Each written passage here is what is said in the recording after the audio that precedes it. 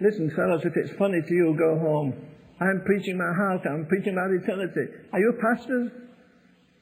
You need to be at this altar now.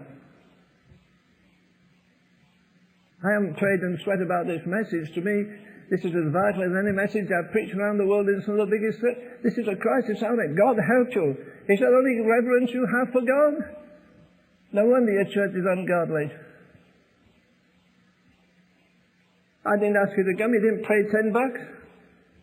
I'm not going to blow you over. I'm preaching straightforward scripture. If you don't like it, I've told you go. I won't care a hill of beans. You're possibly ever sleepless now. Are they praying for you when you're asleep tonight? If that's the only concern you have of reverence for God, you're pretty sick.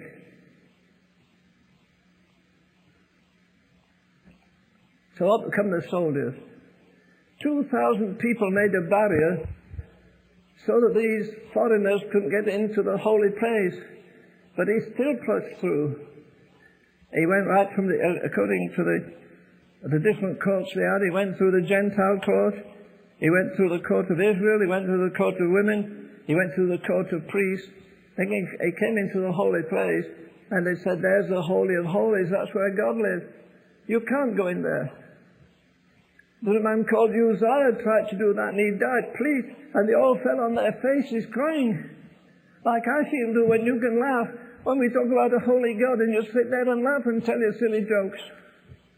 God pity you. This is a crisis hour. If you're not serious, I am. I'm not interested in preaching any church. I've preached 70 years. I started when I was 15. I'm 85. I don't sleep 2 nights a week. God has a record.